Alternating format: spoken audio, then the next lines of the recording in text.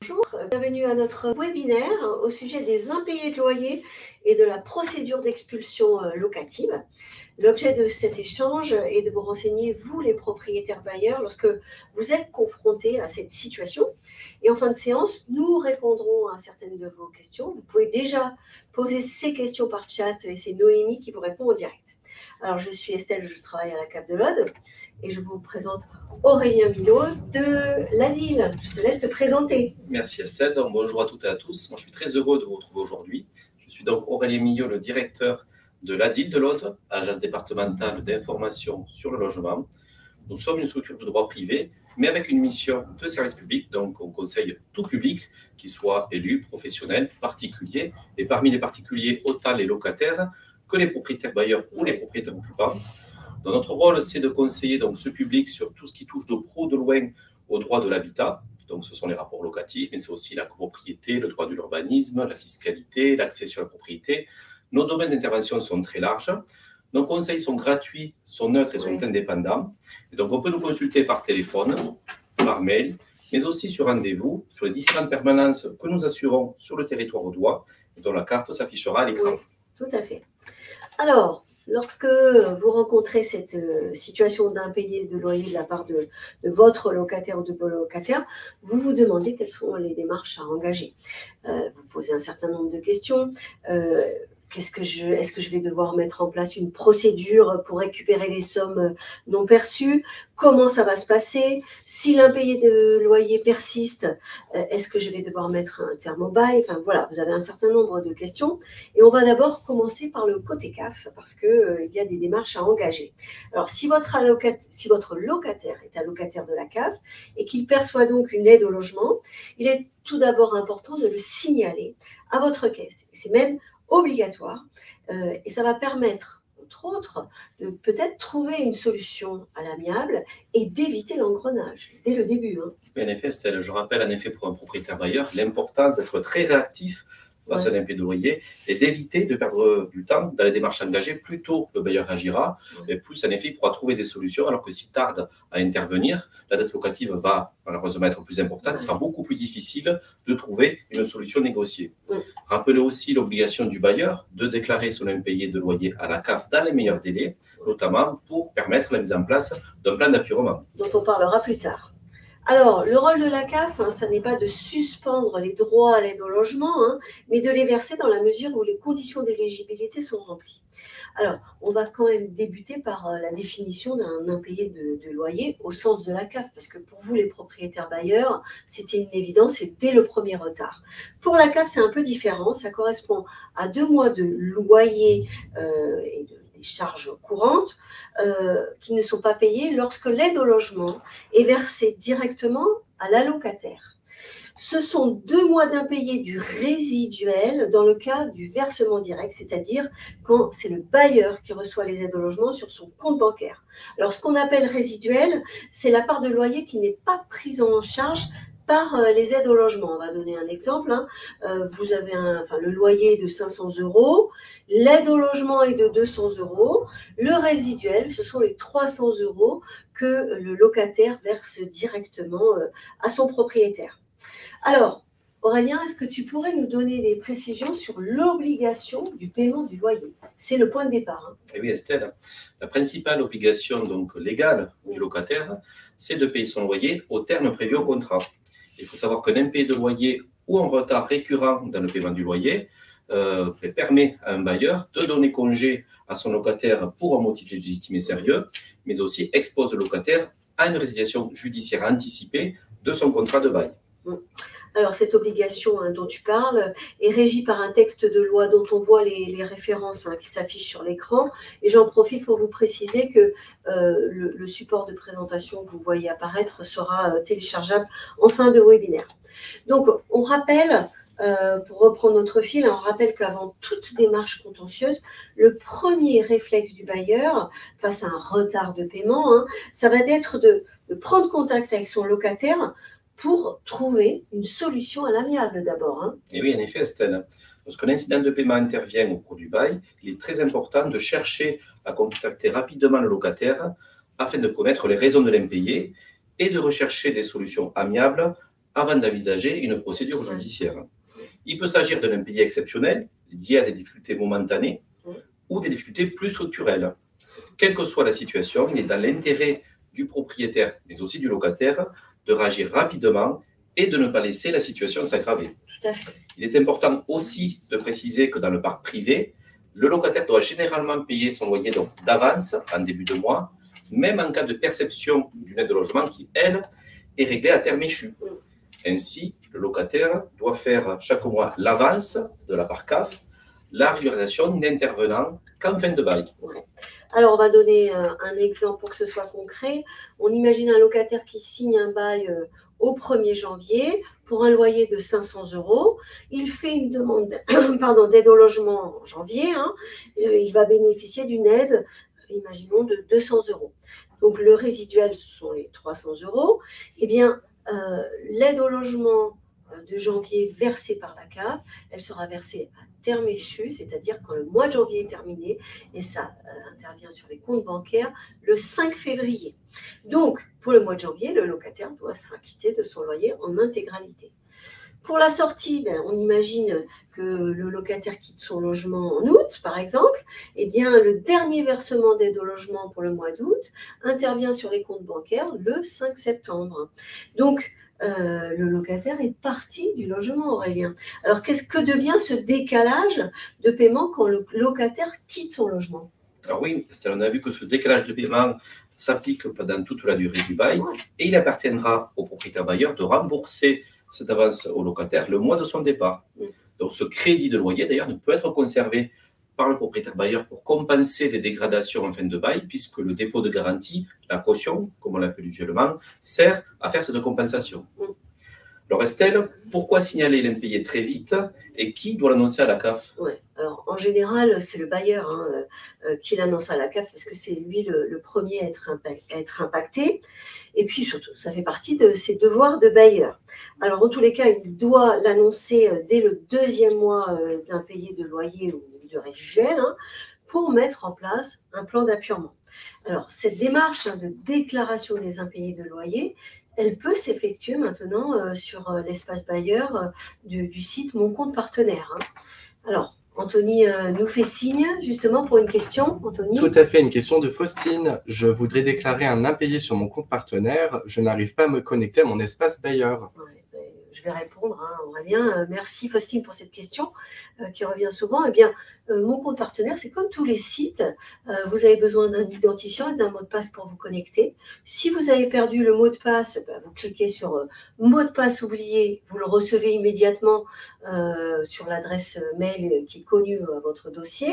Et ce mot de passe provisoire est valable 24 heures. L'identifiant, si vous l'avez perdu, vous cliquez sur problème de connexion, l'onglet, et vous vous laissez guider.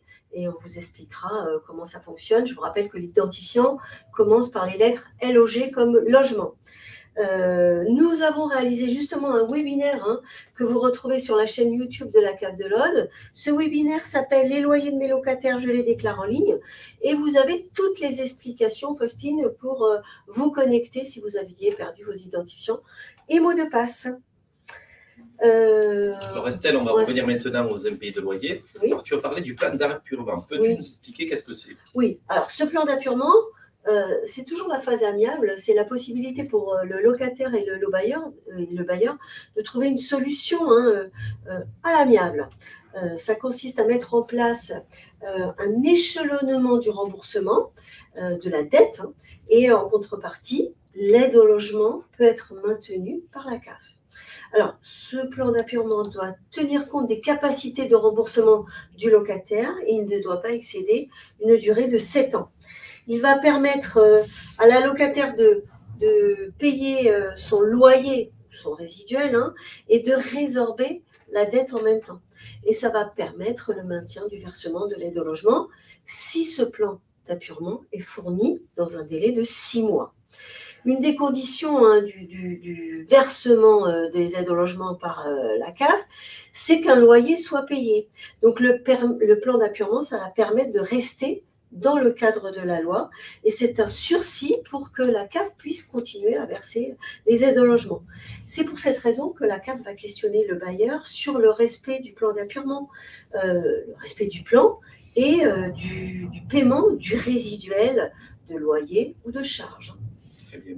Estelle, comment ce plan d'appurement se présente-t-il concrètement? Alors, concrètement, dès que le signalement a été effectué auprès de la CAF, le bailleur et le locataire reçoivent chacun un courrier qui est adressé par la CAF et qui leur fait une proposition de plan d'appurement. C'est un plan d'appurement type, vous pouvez en retrouver sur le net. Dans tous les cas, il faut y répondre rapidement et pour que la CAF puisse continuer à verser les aides au logement. Donc, il doit être retourné, complété et signé par les deux parties, hein, le locataire et le propriétaire. Il doit être retourné dans les 6 mois. Sinon, c'est au bout de ces 6 mois que l'aide au logement va être suspendue. Si ce plan d'appurement est retourné au-delà des 6 mois et que les aides au logement avaient été suspendues, eh bien, à la réception de ce document, la CAF va pouvoir lever la suspension des aides au logement et verser le retard si c'était le cas.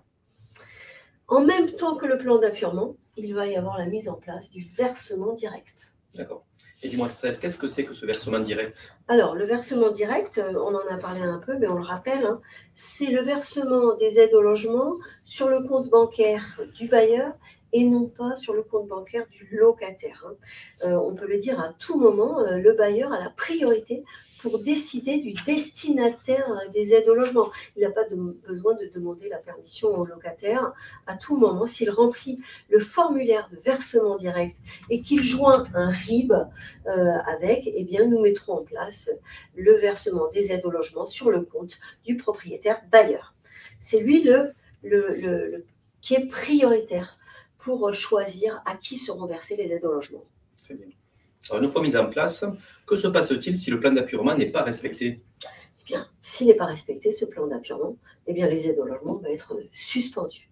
Et sachez que à chaque fois qu'un signalement d'impayé est déclaré à la CAF, quand cela concerne des aides au logement familial, ALF, eh bien, nos travailleurs sociaux, les intervenants sociaux de la CAF de l'Aude vont contacter nos allocataires qui se retrouvent dans cette situation, peut-être pour faire une étude plus globale de la situation, pourquoi cet impayé de loyer persiste. Et puis, ils vont être aussi orientés vers la DIL. Et oui, tout à fait.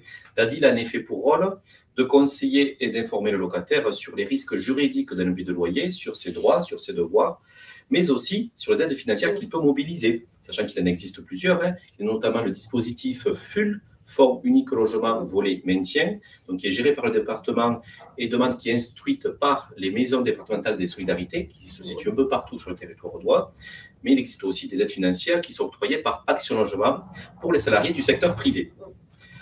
Alors, Estelle, quelles sont les suites lorsque le plan est respecté? Alors, lorsque le plan est respecté, c'est très bien, mais le bailleur va être questionné tous les 6 mois sur ce respect du plan 1 et sur le paiement de la dépense courante jusqu'à la fin de la dette.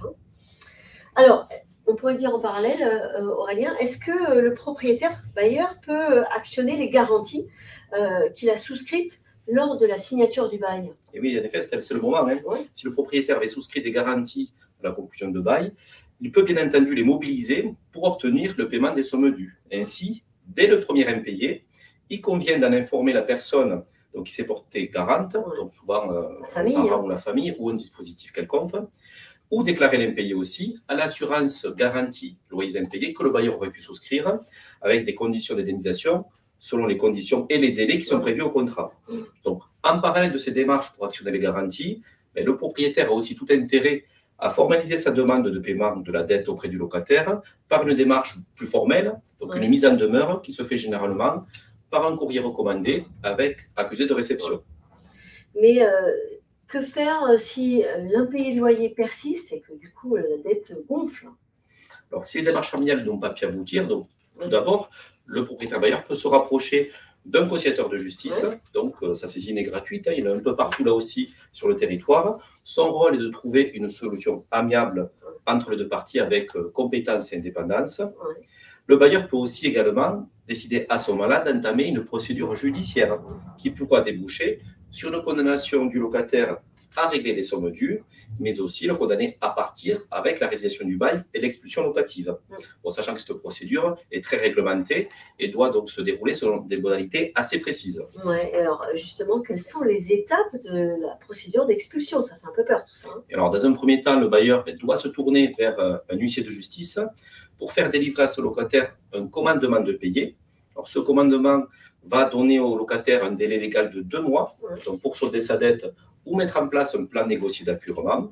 Donc, à défaut d'appurement, le bailleur sera en droit d'assigner son locataire devant le tribunal judiciaire de lieu de situation du domicile. Il pourra alors demander au juge le recouvrement forcé des sommes dues, ainsi donc que la résiliation judiciaire du bail, c'est-à-dire l'expulsion locative. Alors, cette assignation va convoquer les deux parties, bailleur et locataire, à une audience devant le juge. Donc, celui-ci va entendre les deux parties, expliquer leur situation et leurs arguments. Et si justement le locataire ou le bailleur ne peuvent pas être présents à cette audience, comment ça se passe? Alors, c'est un cas qui se présente malheureusement assez souvent. Donc, dans ce cas-là, le juge, si on lui demande, pour accorder 1 ou 2 reports d'audience, pour laisser le temps à chacun de préparer sa défense, mais la procédure continue, pour le savoir. Donc, nous rappelons d'ailleurs ici l'importance d'être présent ou à défaut assisté ou représenté par un avocat à cette audience afin de pouvoir plaider sa cause et convaincre le juge du bien fondé de ses prétentions.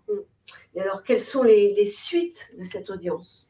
Or, le juge, après avoir entendu les deux parties, va délibérer et ensuite il va rendre sa décision judiciaire qui peut donc soit accorder des délais de paiement au locataire sans résilier le bail, mais bon, ça sera un sursis, c'est-à-dire que si le locataire retrouve un impayé plus tard, le bail sera résilié automatiquement, ou alors le juge peut prononcer directement la résiliation judiciaire du bail. Alors, soit en accordant des délais de paiement au locataire, soit aussi en aménageant son départ, en accordant des délais pour quitter le logement. Alors, le juge a un pouvoir souverain d'appréciation dans son jugement, dans le respect du droit, bien entendu, mais aussi dans l'intérêt partagé des deux parties. Voilà, le juge est là pour trouver des solutions qui puissent arranger l'ensemble des parties au jugement. Alors, ce jugement, une fois qu'il sera rendu, devra être signifié par voie d'huissier de justice donc au locataire, avec un commandement de quitter les lieux. Et c'est cet huissier qui va ensuite piloter la procédure de recouvrement forcé de la dette, avec tout un arsenal, en effet, de saisie qu'il peut actionner, saisie sur meubles, sur salaire, sur compte. Et c'est lui aussi qui va piloter la procédure d'expulsion, avec un dernier ressort, l'appel au préfet pour le concours de la force publique, pour expulser concrètement le locataire, sachant que cette expulsion-là ne peut intervenir chaque année qu'en dehors de la trêve hivernale, donc trêve hivernale qui commence chaque année le 1er novembre, pour se finir donc au 1er avril, mais qui n'abandonne pas pour autant la procédure. Anthony nous fait signe. Tout à fait, une question de Manuel. Mon locataire est expulsé. Qui se charge de son relogement? Alors, ce n'est pas le bailleur, bien entendu, puisqu'il expulse, donc ce n'est pas à lui de trouver une solution d'hébergement ou de relogement locataire, mais ce locataire est de se mobiliser lui-même pour trouver une solution. Alors, il faut savoir qu'il existe aussi pas mal d'accompagnement social pour l'accompagner, notamment de la part des travailleurs sociaux du département, qui peuvent l'aider à déposer une demande de logement social, déposer aussi une demande auprès de la commission DALO, droit au logement opposable, qui peut le prioriser sur l'attribution d'un logement social. Donc, il faut que le locataire se prenne en main. Par contre, le propriétaire bailleur peut aussi le conseiller à faire ses démarches pour que l'expulsion soit la plus apaisée possible. Plus facile, tout à fait. Alors, vous trouverez les détails de l'expulsion locative sur le schéma qui s'affiche à l'écran. Mais on rappelle que cette procédure peut être longue, coûteuse, jusqu'à 3 000 €, et d'où l'importance de bien sécuriser la mise en location dans la sélection du locataire au moment de la signature du bail. Tout à fait. Puis un conseil de bon sens pour terminer, comme le dit l'adage, il vaut mieux un bon arrangement comme mauvais procès, et donc essentiel face à un retard ou un impayé de loyer, de toujours conserver un échange constructif et un dialogue avec son locataire dès la formation de loyer, de l'impayé de loyer, jusqu'à son appurement. Et lorsqu'un impayé de loyer ne peut être régularisé, pour un bailleur, il est aussi important parfois d'envisager, plutôt que de saisir la justice, avec tout ce que ça peut impliquer en termes de lourdeur, de durée et de coût, de transiger avec son locataire pour un départ négocié, avec des concessions réciproques, dont le bailleur peut faire le choix d'abandonner tout ou partie de la dette en contrepartie d'un départ rapide et négocié du locataire. Oui, tout à fait. Eh bien, pour conclure, on pourrait dire à nos propriétaires bailleurs, maintenez le dialogue, Privilégiez toujours la voie amiable en cas d'impayé de loyer et surtout annoncez-le le plus rapidement possible à votre CAF afin d'éviter l'engorgement. Merci Aurélien Millot Merci Estelle. de la DIL de l'Aude et à bientôt. Au revoir.